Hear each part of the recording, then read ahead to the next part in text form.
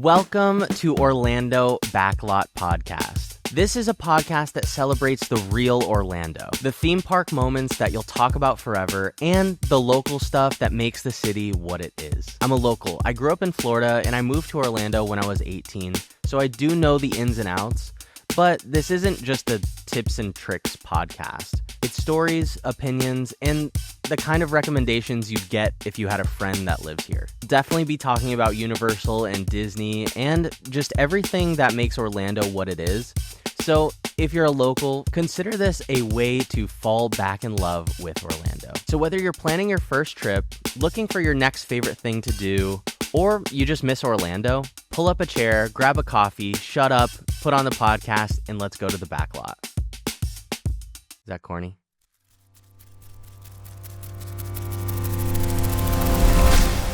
Good morning, everybody. Welcome to Orlando Backlot. Dude, I got a shirt.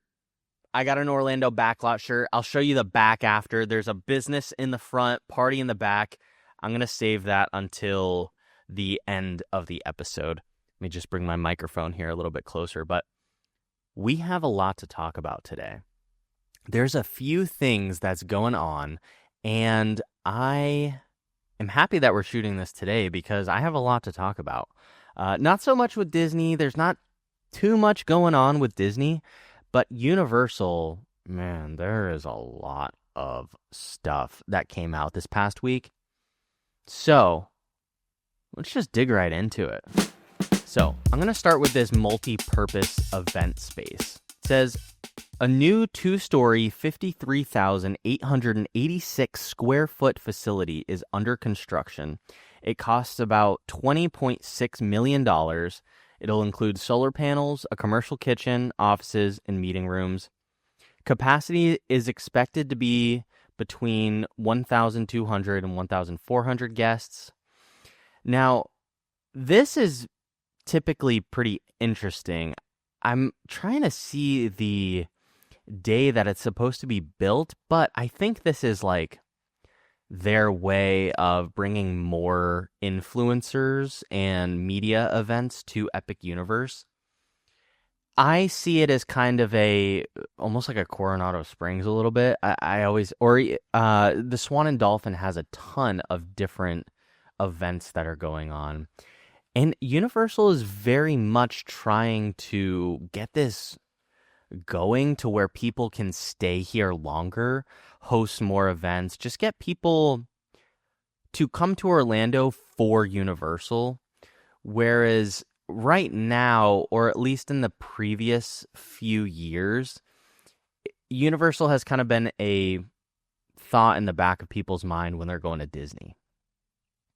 I like the idea of having conventions, like a convention center that's dedicated to Universal.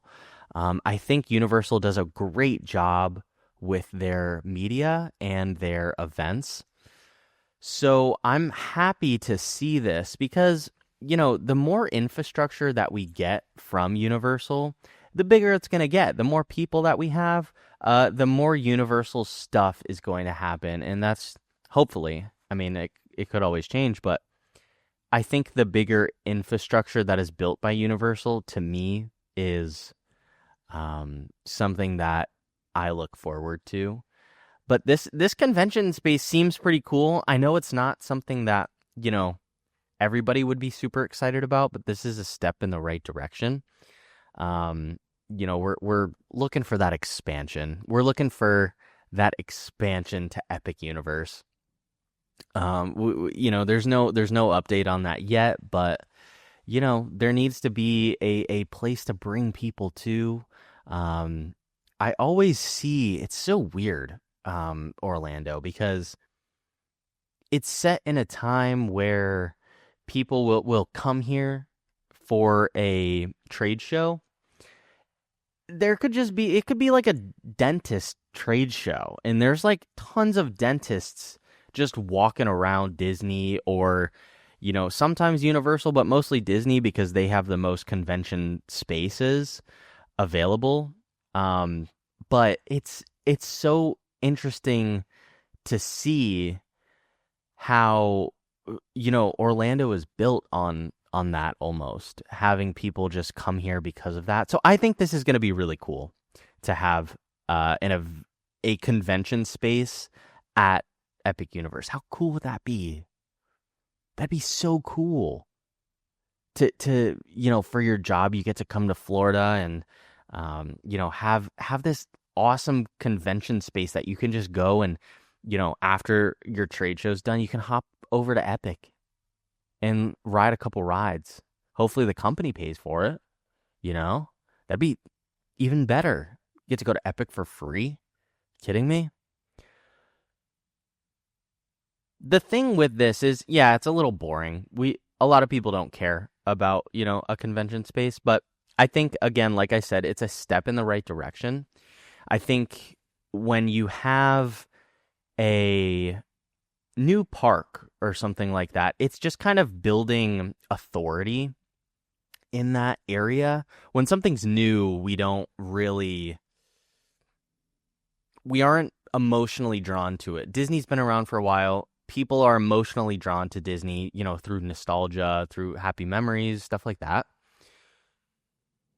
I think bringing more volume of people to Epic and Universal property, over time, that's going to become have the same sort of feeling that people do towards Disney. So having this convention space, having a reason for people to go other than the parks is just, in my opinion, a great move because of the amount of authority it creates within Universal. In other infrastructure news, we have a permanent launch pad is currently being built at the time of recording this. I feel like they're pretty close to being done. I don't really know what type of stuff needs to go on a firework launch pad, but you can actually see it. They have a 3D map of it, and it's just literally a piece of concrete. It looks like just a piece of concrete that they slapped in the middle of a retention pond or something, and it's literally just a piece of concrete, and they have some lights. It looks like they have like a guard gate too, which makes sense, I guess. So we have the pond area, but we also have some infrastructure being built on top of Monsters Unchained and Battle at the Ministry. So I think that will be pretty cool too, because I think what they're doing is, so they'll have Helios in the center, and then Battle at the Ministry, and then Monsters Unchained. So they're going to have this like semicircle fireworks show, which is pretty cool, to be honest. I think it's just going to make it even better. So those are like permanent, pieces. I keep saying infrastructure, but they're permanent, launch pads on top of, Battle at the Ministry and Monsters Unchained, which is pretty cool. And they have it in a retention pond as well. So there's also a rumored nighttime show called Celestial Good Night that could debut around July 4th, which would be kind of perfect. July 4th is, 4th of July. So that could be a pretty cool debuting date. I'm excited to see that. I don't care much about fireworks, but man, at Epic, it's so beautiful. It really is. That park, I wish I could go there. I wish you could erase my memory and then I could go there again for the first time, because it was so much fun. And I had such a magical first time. I went for my birthday last year, and man, it was a blast. It was a blast. I haven't been back since because it's kind of expensive to go, for just the one day. It's like you got to pay every single time, which kind of stinks right now. I'm really hoping that they're going to add it to the annual passes for Universal soon, but we'll see. I haven't heard any news about that, but it does lead me into the next thing that I want to talk about is some new ticket pricings and new ticket options for Universal. I'm reading off their website right here. Universal has introduced a 6 7 day U.S. resident tickets that include Epic Universe. 7-day park to park with Epic Universe, but without Volcano Bay, starts around $65 per day. A 7-day park to park with Epic Universe and Volcano Bay starts around $75. So it's only about a $10 difference for Volcano Bay if you're going in the summertime or in one of the warm months in Florida, which is, about 10 out of 12 months. I love Volcano Bay. I'm so excited to go back. These tickets must be used over 8 or 9 consecutive days for a limited time. The 6 and 7 day tickets are priced like a 5-day ticket. So effectively you're getting, an extra day with no added base cost. Also, this I thought was pretty interesting. Universal is offering a $300 dining credit when you book 5 nights or more at Cabana Bay, Aventura, Stella Nova, or Terra Luna. So they're kind of going for their value resorts here, which I think is pretty cool because, it's getting more people in there. We're getting more ticket options, especially for Epic Universe, rather than just having to buy like a 1-day ticket to Epic Universe. I think that's pretty cool. At that $65 to $75 per day, Universal is like cutting a barrier between that, week-long vacation price.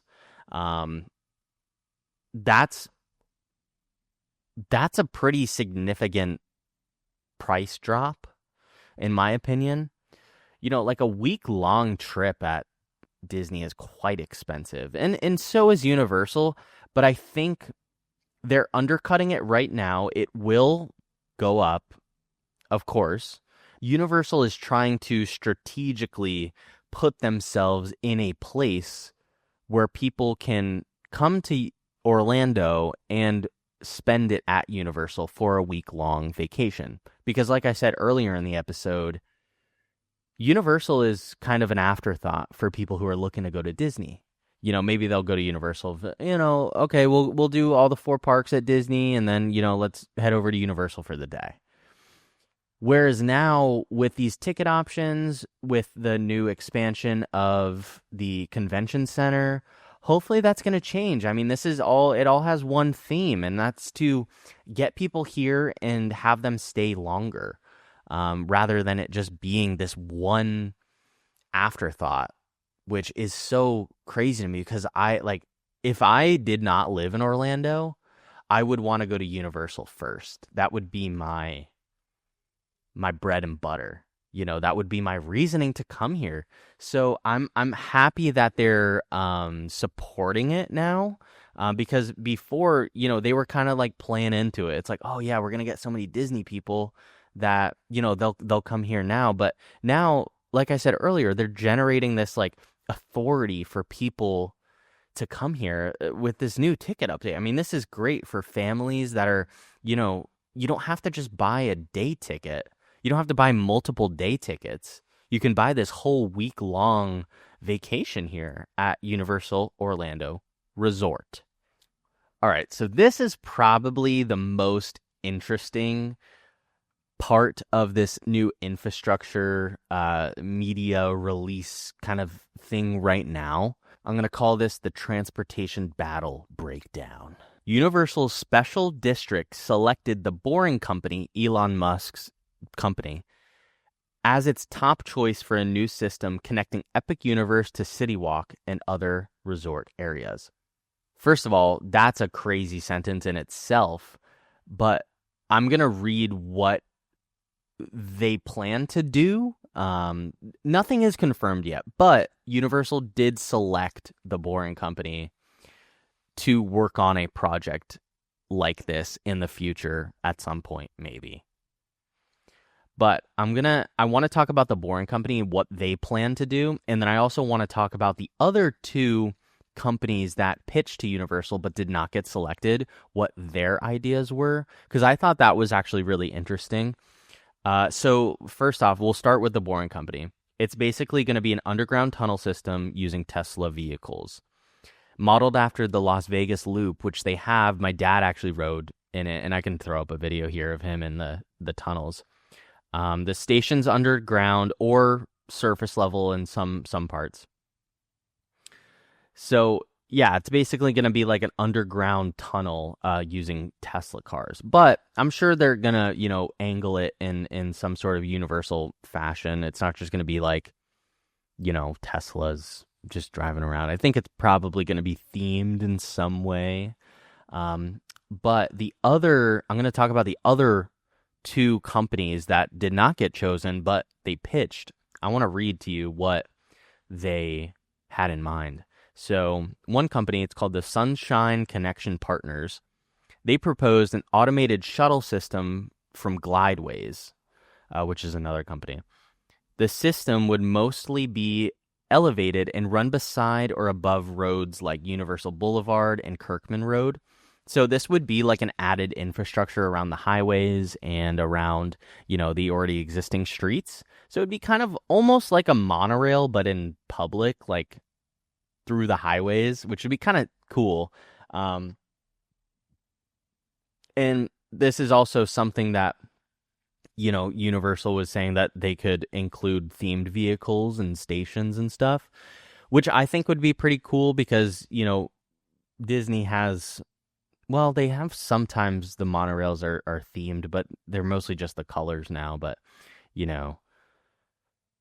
this could be cool. I feel like they can really theme any vehicle, but yeah, I thought that was interesting. So then the other company is called Balfour Beatty Autonomous Shuttle Concept. I hope I'm saying that right, but they proposed a similar system to Jacksonville Transportation Authority's Ultimate Urban Circulator.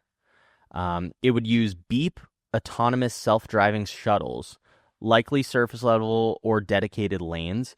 So basically that is saying that it's like a self-driving car. If you guys have ever heard of Waymo, which is also something that I'll talk about later, Waymo is a self-driving car company, and they are proposing the Balfour Beatty concept is they would build specific lanes or even integrate it into already existing roads that the cars would be self-driving and they would be driving from, Universal to Epic Universe or City Walk to Epic Universe. I don't really see an issue with either, but they aren't as, wow factor as, the Boring Company building tunnels. But everybody's concerned about going back to the Boring Company. Everyone's concerned, one, because of the controversy with Elon Musk and him being involved with Orlando Parks. Two, the water table here in Florida. It would probably be a very, very expensive project. Just because we're building tunnels in Florida, which has a very, low water table. But, it's futuristic. Universal is very much like about trying the new technology. And I get that. I think that, if they were to, obviously, they made the decision that people would expect Universal to make, I would say. It's going to be super expensive. I don't know how it would work, but people are saying too, like, you got to think if Magic Kingdom has all those underground walkways, they have an underground city, which is city, I say in quotations, but I don't think the water table is that high as we think it is. I don't know the specifics. I have no clue. I'm very, not well versed in infrastructure at all or any type of construction, but I think it's doable. I wouldn't. I would imagine that there's some way around it because I'm sure there's a freaking tunnel somewhere in Florida that just works. But yeah, that's kind of the main thing about the transportation battle here. I think it's pretty interesting, to be honest with you. I'm curious to see if it even goes forward because, again, nothing's set in stone. Nothing is being said that it will be built. They've just been chosen. That is their top choice. That's all that is actually confirmed right now. But it's kind of fun to think about different types of transportation ways to get to, Epic and City Walk. And speaking of City Walk, Luke Combs is opening a bar in City Walk called Category 10. It's going to be probably opened late 2027, so they're going to take all this time to, obviously build it. But my question is, where do you guys think that it's going to go? I am speculating it's going to go in the Epic Preview Center. You can't have an Epic Preview Center forever. I mean, it's already open. So I feel like it might go there, but they're very, very vague about what they posted about this bar. They said it's going to have a waterfront vibe.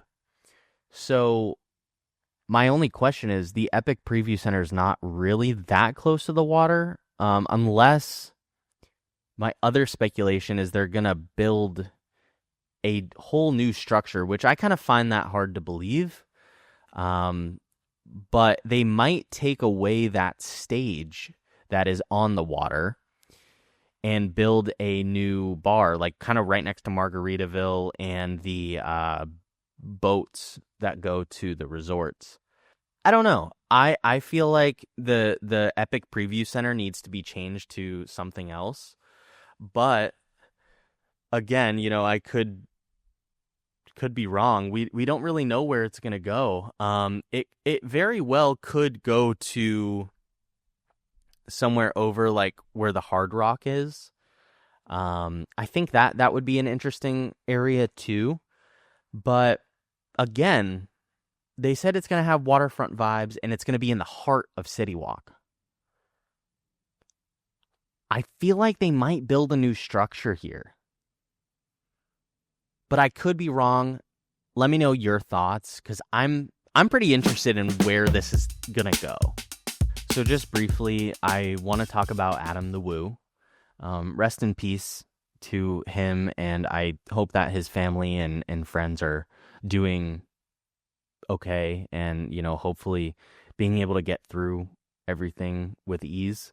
I just wanted to mention because I thought it was super important that Celebration, the city of Celebration, where Adam lived and loved, put a plaque on a bench in remembrance of Adam. I just wanted to briefly talk about that because I think that is such a fantastic way to honor him and what he's done for Orlando. And, obviously he lived in California as well, but loved Celebration, was very happy in Celebration. At least I didn't know him personally, but seeing through his videos, it made me happy. And it kind of made me feel like I was a part of him in a certain way too. So I'm extremely grateful for the city of Celebration to have put this plaque for Adam the Woo here in Celebration. And I just wanted to say that it's there now, and thank you to Kevin Heimbach and everybody that helped to get that plaque there, because I think that's such a nice way for us as fans of Adam to have a little bit of time with him, because I think through his videos we're all kind of felt like we were again a part of him, and we had some time with him in his videos. So I think this is a very nice way to spend some time with him and honor what he has done.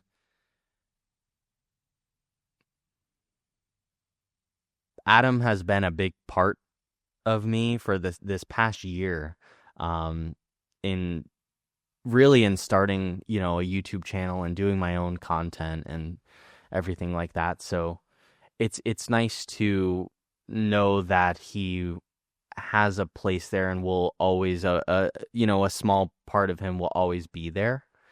So I think that's really a really nice thing to do. The bench is located right outside of Starbucks. I think it's right across the street from the Starbucks that he would always go to in his videos. So I thought that was really nice. That's such a perfect place for it. Because that Starbucks, it really does like remind me of Adam. Whenever I see it, I'm like, oh, that's Adam's Starbucks right there. So I think that's very nice. And I just wanted to shout everybody out who helped get that, on there and just give that to us and let us have a, part and place to go to remember Adam. Not much new to report on Disney. I kind of talked about it last week, but, Cars is replacing Rivers of America. Monsters, Inc. is taking over the Muppets area. We knew that. Dino Land transition is underway. I did talk about this last time, but all the annual passes for down payments are $90 right now. If you're looking to get an annual pass to Disney, I think now would probably be the time to do it because it's so cheap. But also you got to remember, everything's freaking closed right now. A lot of stuff is closed right now. Disney is obviously still dominant in the Orlando area, but Universal is very much taking a very aggressive route towards being dominant or becoming more dominant in the Orlando area.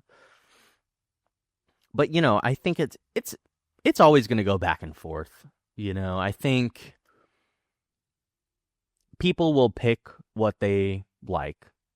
I just think that's kind of how it is. But with these new tickets, with the new ticket setup that Universal has with the 5 days and everything like that, I think they're kind of beating them a little bit. I feel like Disney's kind of shaking in their boots right now, but I feel like, and correct me if I'm wrong, but Disney takes a really long time to build stuff. They take a really long time to get new things in the parks, but we are only comparing that to Universal. Universal's theme park is based off of, new inventions, new technology, more bold stuff as a theme park. Disney is really focused on, in my opinion, nostalgia, bringing families there, having this magical time, and they're not super focused on the whole technological things that Universal has. It's more of, like I said, nostalgic. And I think, it does go hand in hand, but it's crazy how slow they go sometimes. It's crazy. But to wrap things up, guys, we talked about lower per day ticket costs, the $300 dining incentives, the event facility, the infrastructure, we talked about a lot of stuff. I do have a question for you guys, though. Is this the moment that Universal stops becoming a side trip to Orlando and starts to become the main event? What do you guys think? This has been Orlando Backlot and your friend from Orlando.